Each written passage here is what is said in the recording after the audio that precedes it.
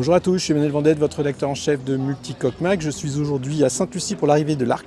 Nous sommes plus précisément à Rodney Bay. Je vais vous faire découvrir la destination Sainte-Lucie, ce mouillage et cette marina de Rodney Bay bien évidemment. Nous allons également nous intéresser aux 44 multicoques qui ont traversé l'Atlantique depuis Las Palmas, leurs équipages, leurs équipements, en particulier Starlink, et bien entendu assister à la remise des prix, c'est ce soir.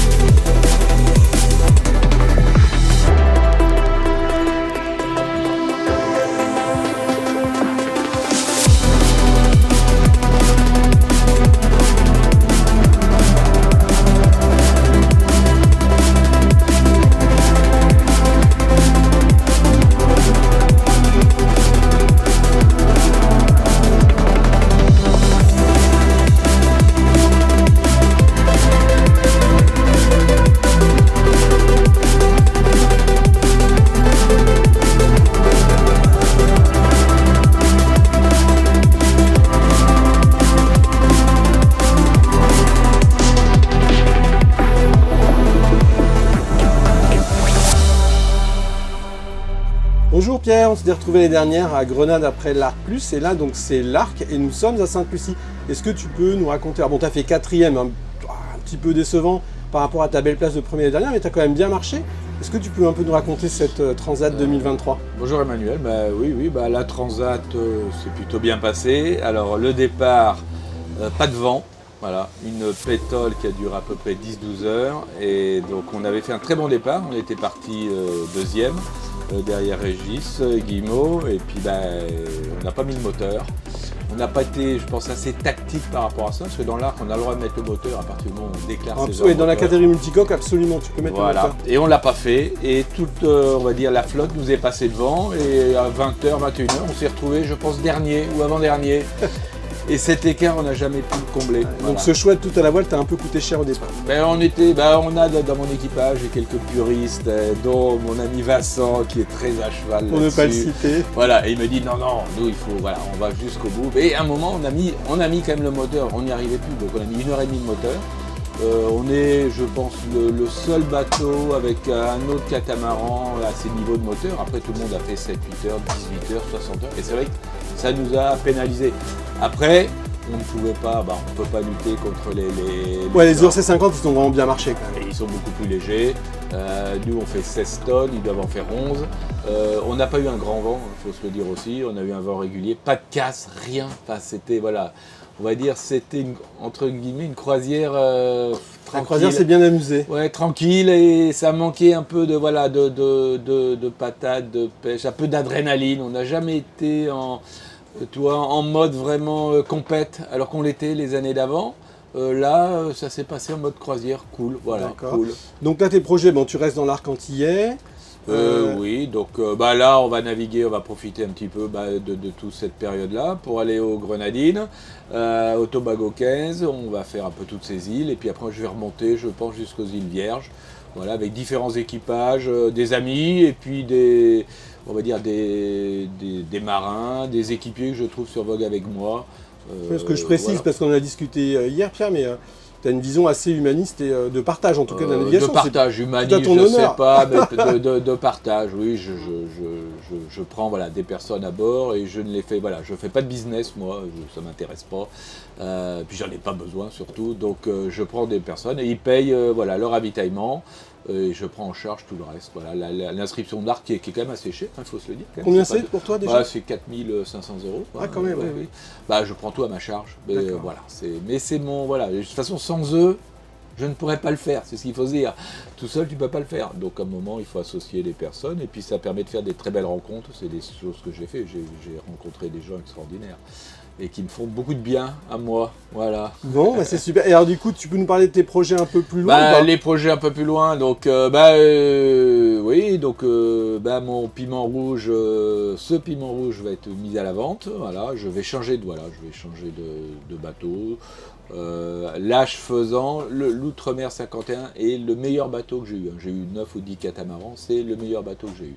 Après, c'est un bateau exigeant, il faut se le dire. Si tu veux le pousser, c'est exigeant. Physiquement, on vieillit. Et je me sens moins dynamique que j'étais il y a 4-5 ans. Et j'aspire à un peu plus de confort, mais dans la performance. Voilà. D'accord, bon ça c'est un épisode qu'on va suivre très bientôt. Voilà, donc on va y aller doucement et tout, parce que c'est prévu, un nouveau bateau qui devrait être livré début juin. Et donc sur lequel on va faire l'Arc Plus. On s'est mis d'accord un peu avec le chantier pour avoir un petit programme de communication ça c'est super. Qui passera par le salon de Cannes. Voilà, donc, cool. Et donc il y aura un piment rouge au salon de Cannes, parce que piment rouge, c'est un état. Pour les gens qui viennent naviguer avec moi, c'est un état d'esprit. Donc c'est pas qu'un bateau, c'est un état d'esprit. C'est de la playlist musique, j'ai pu me rendre compte aussi. C'est beaucoup de musique, c'est de la bonne humeur, c'est de la joie, mais tout en restant, on reste quand même vigilant, on est sérieux quand on navigue, on fait attention. Voilà, on n'est pas, c'est pas là. Donc il y a tout cet esprit-là que je veux continuer. Alors comme un peu, c'est pas une marque, hein, donc on va, le nouveau bateau sera Piment Rouge. Voilà, il s'appellera Piment Rouge. Et on communiquera un petit peu là-dessus, voilà. Donc par le salon de Cannes, hein, donc au mois de septembre, et puis après on a prévu quelques petites festivités pour mettre en place avec les personnes qui me suivent, hein, c'est les banques, l'assureur, mes amis, le chantier, faire en sorte que tout ce projet puisse continuer. Par les vidéos qu'on a fait avec Vincent, hein, donc on a eu la chance cette année, c'était la première année qu'on avait Starlink. Alors, il y a du positif et du négatif dans Starlink. Le positif, c'est que pour nos fichiers météo, c'est extraordinaire, il faut se le dire. Et puis, comme on voulait communiquer, on a fait des petites stories d'1 minute. Et on faisait des petites stories toutes les minutes, toutes les journées qu'on envoyait. Avec, c'est ça, nous on en a publié 19. Voilà, je pense que c'est ce qu'on a dû faire, peut-être 20, parce qu'on en a fait une spéciale. Oui, je crois qu'il y en a Noël, une que j'ai pas publiée, en tout cas pendant la Transat. Une spéciale Noël. Donc et puis ça permet aussi à nos amis. Hein, alors moi, on cherche pas les followers et tout, on cherche les amis, les gens qui sont intéressés par notre projet. Voilà, qui sont plutôt dans la voile plutôt d'avoir un nombre en masse. On cherche plutôt la qualité que la quantité. Des vidéos qui sont vues à 1200 vues, pour moi c'est très bien. Et puis c'est bien aussi pour Vincent, ça valorise aussi, parce que Vincent il s'occupe de tout ça, c'est mon équipier, on va dire, qui vient régulièrement et tout, qui s'est pris au jeu, qui fait très bien les choses. Et puis qui relate bien cette ambiance, c'est ça. Moi, quand je prends des équipiers par vogue avec moi, la première chose que je leur dis, allez voir sur le site Catamaran Piment Rouge, allez voir ce qu'on fait sur les vidéos YouTube. Voir si ça vous convient, si vous sentez si vous sentez pas, ne venez pas parce que ça va pas correspondre. Je peux comprendre qu'il y a des gens, des fois on est un peu dans l'extravagance, qui ne sont pas à l'aise dans ce mode de fonctionnement. Ne venez pas. Si par contre vous êtes un peu extraverti, vous voulez faire de temps en temps la fête et naviguer. Et faire de la voile surtout, il faut... Bienvenue à bord. Voilà, bienvenue à bord et venez sur Piment Rouge.